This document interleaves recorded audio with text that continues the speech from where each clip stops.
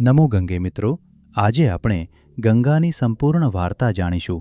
આ માત્ર એક નદીની વાર્તા નથી, પરંતુ એક એવી દિવ્ય માતાની વાર્તા જ છે જેણે સ્વર્ગથી લઈને ધરતી સુધી પોતાનો પ્રભાવ છોડ્યો છે. જ્યારે પણ આપણે ગંગાનું નામ લઈએ છીએ ત્યારે આપણા મનમાં ભક્તિ અને શ્રદ્ધા આવે છે. આપણે માનીએ છીએ કે ગંગામાં સ્નાન કરવાથી આપણા પાપ દૂર થાય છે અને મનને શાંતિ મળે છે. પણ શું તમે ક્યારેય વિચાર્યું છે કે ગંગાની પોતાની વાર્તા કેટલી મોટી અને ભાવનાત્મક છે?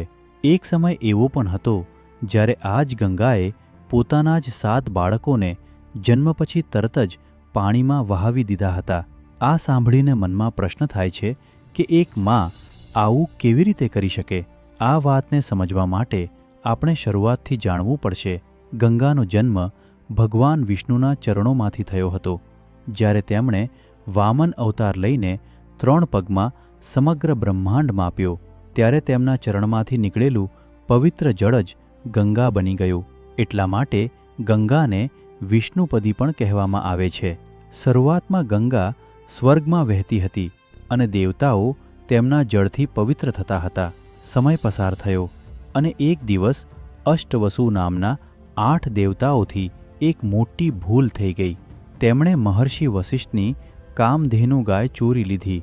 આ વાતથી વસિષ્ઠ ઋષિ ખૂબ ગુસ્સે થયા અને તેમણે વસુઓને શ્રાપ આપ્યો કે હવે તેમને ધરતી પર મનુષ્ય તરીકે જન્મ લેવો પડશે. વસુઓ ડરી ગયા, કારણ કે મનુષ્ય જીવન દુઃખોથી ભરેલું હોય છે. તેથી તેમણે ગંગાને પ્રાર્થના કરી કે તે તેમને મદદ કરે. ગંગાએ તેમની વિનંતી સ્વીકારી અને કહ્યું કે તે તેમની મા બનશે અને તેમને આ જીવનમાંથી ઝડપથી મુક્ત કરી દેશે. હવે વાર્તા ધરતી પર આવે છે. હસ્તિનાપુરના રાજા શાંતનુ એક દિવસ ગંગાના કિનારે ફરતા હતા. ત્યારે તેમની નજર એક સુંદર સ્ત્રી પર પડી. તે ગંગા જ હતી. રાજા તેમને જોઈને પ્રેમમાં પડી ગયા અને લગ્ન માટે પ્રસ્તાવ રાખ્યો. ગંગાએ હા પાડી, પરંતુ એક શરત મૂકી કે રાજા ક્યારે તેમને કોઈ પ્રશ્ન નહીં પૂછે અને તેમના કોઈ કામમાં રોકટોક નહીં કરે. રાજા શાંતનુએ આ શરત સ્વીકારી અને બંનેનું લગ્ન થઈ ગયું. થોડા સમય પછી તેમને પ્રથમ પુત્ર થયો. રાજા ખૂબ ખુશ હતા, પરંતુ ગંગા તે બાળકને લઈને નદી તરફ ગઈ અને તેને પાણીમાં વહાવી દીધો. રાજા આ જોઈને ખૂબ દુઃખી થયા, પરંતુ પોતાના વચનને કારણે કંઈ કહી શક્યા નહીં. આ ઘટના એક વખત નહીં, પરંતુ 7 વખત બની. દરેક વખતે બાળક જન્મે અને ગંગા તેને પાણીમાં વહાવી દે. રાજા અંદરથી તૂટતા ગયા, પરંતુ ચૂપ રહ્યા. હકીકતમાં ગંગા પોતાનું વચન નિભાવી રહી હતી અને તે અષ્ટવસુઓને શ્રાપમાંથી મુક્ત કરી રહી હતી. હવે 8મા બાળકનો જન્મ થયો. આ વખતે રાજા પોતાને રોકી શક્યા નહીં અને ગંગાને રોકી લીધી. તેમણે પૂછ્યું કે તે આવું શા માટે કરી રહી છે. ત્યારે ગંગાએ સત્ય જણાવ્યું કે આ બધા બાળકો અષ્ટવસુ હતા અને તે તેમને મુક્ત કરી રહી હતી. પણ 8મો બાળક સૌથી વધુ દોષી હતો, તેથી તેને ધરતી પર રહેવું પડશે. ગંગા તે બાળકને લઈને ચાલ્યા ગયા.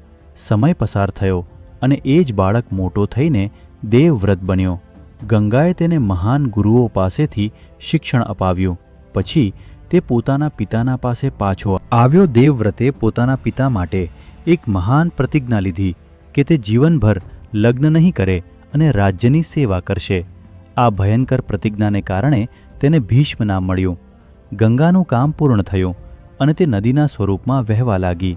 આજે પણ ગંગા હિમાલયથી લઈને ગંગા સાગર સુધી વહે છે. લોકો માને છે કે ગંગામાં સ્નાન કરવાથી પાપ દૂર થાય છે અને આત્માને શાંતિ મળે છે. આ વાર્તાથી આપણે શીખીએ છીએ કે દરેક કામ પાછળ એક કારણ હોય છે, ભલે તે આપણને કઠિન કેમ ન લાગે. ગંગા એક એવી માં છે જેણે પોતાનું વચન નિભાવવા માટે મોટો ત્યાગ કર્યો. આજે પણ ગંગા આપણને શુદ્ધ કરે છે અને સાચો માર્ગ બતાવે છે. જો તમને આ વાર્તા ગમી હોય તો મનમાં જરૂર કહો, જય માં ગંગે.